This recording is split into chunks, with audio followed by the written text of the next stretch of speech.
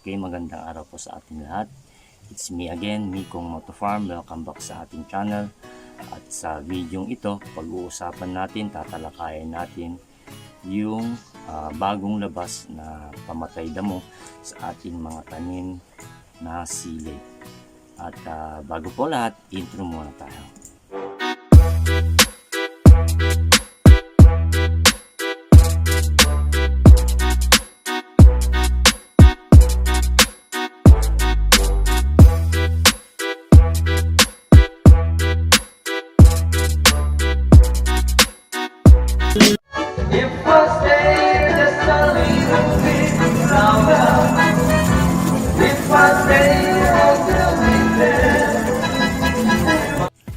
So ngayon guys, lumabas ulit, may bagong labas ulit na pagpatay ng damo sa ating mga tanim na gulayan o lalong-lalo na sa ating mga tanim na sili. At ito yung Basta herbicide. Pangalan po niya is Basta, hindi po basta-basta. Basta. At ngayon nakabili po tayo sa online sa Lazada. Yan po, nabili natin yan sa Lazada. At ayan din po yung presyo niya. So gagamitin po natin yan sa ating mga tanim na sili para dun sa mga damo. At isasakripisyo po natin gamitin yan para sa ating mga tanim na sili para mapatunayan po natin kung ito ba talaga ay mabisa o effective ba talaga itong Basta herbicide na ito. At eto nga siya, nabili po natin sa Lazada. At ito po yung kanyang Lazada. Basta yung pangalan na 15 SL. Ito po yung sabi dito, a non-selective post-emergent herbicide for the control of annual and perennial grasses, sedges, and broadleaf weeds. So, for the control of annual and perennial grasses. So, ibig sabihin halos lahat ng klase ng damo mapapatay po niya. So ito yung active ingredient niya, glufosinate ammonium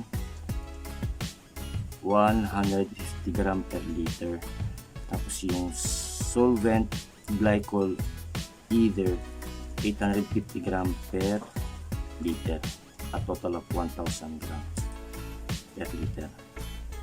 So ang Basta po is from the BASF company. Ito, sikat pala to from Bayer. So sikat siya.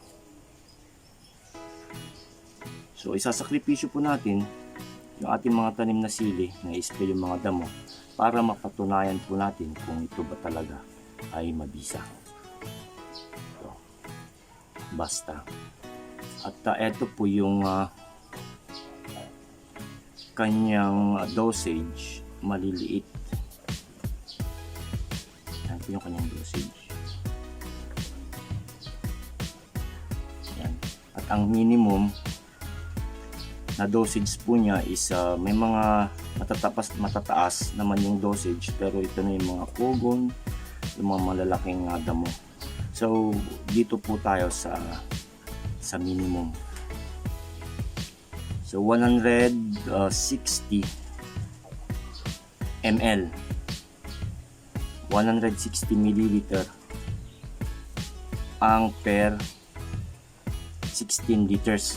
So ibig sabihin pag 160 ml, kung i-convert po natin yan, nasa video po natin, i-convert po natin yung 160 milliliter equivalent to, pag sa ounce po is equivalent to, ayan, nasa screen po natin.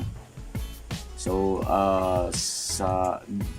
nagpicture po tayo ng lata ng sardinas, ang lumalabas po yan is 5.4, yung equivalent po ng 160 ml milliliter.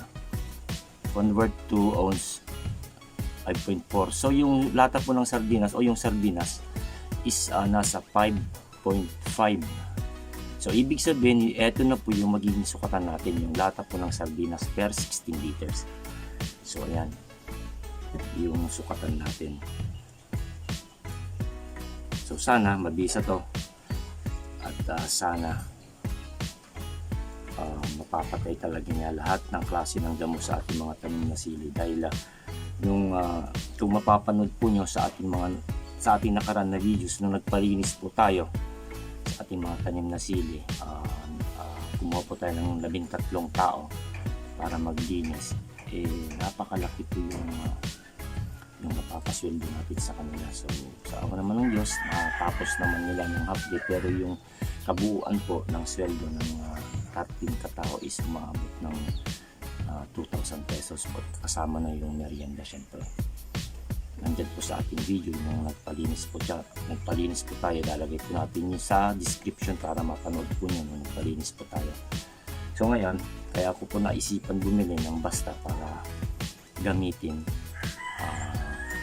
at i-spray na lang sa mga damo sa ating mga tanim na sili. So let's go mga sir, at Kamoto Farm, at itatry natin kung talagang effective. So at bago po yung pala yung lahat, pahabol po pala ang pagkakaalam ko po dito sa basta herbicide is wag lang po matatamaan yung pinaka bagong dahon ng ating o yung pinakatalbos na dahon ng ating mga tanim na sili. Hindi po siya mamamatay. So lahat po ng matatamaan mo sa silong, kahit po yung dahon ng sili sa silong, ibig sabihin mamamatay po yung dahon lang yung mamamatay. Ano yun po yung ibig kong sabihin. So ngayon susubukan po natin spray sa ating mga tanim na sili, at syempre pagkatapos po natin mag-update, siguro mag-upload po ulit tayo ng video. Gagawa po tayo ng video para kung totoo ba talagang epektibo itong basta herbicide. So let's go Kamoto Farm, tatry po natin. Yan, halos lahat ng damo meron. Parang yung native kangkong lang ang wala.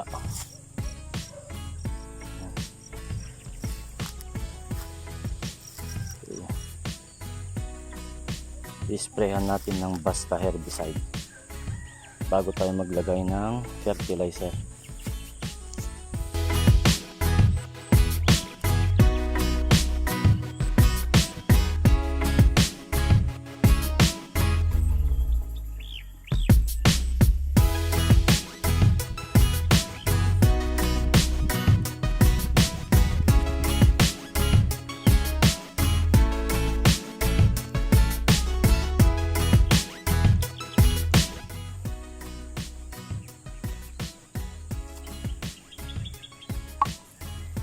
So ito na po yung ating i-spray na basta herbicide. So at ito yung ating sukatan, isang lata. Kung mapapansin din po nyo Kamoto Farm, yung ating spray na gagamitin is iba. Sa akin Kamoto Farm, yung ginagamit kong pang spray sa damo, insecticide, 2,4-D, magkakaiba po yung ginagamit ko. Ang sukat natin dyan is yung isang latang basta.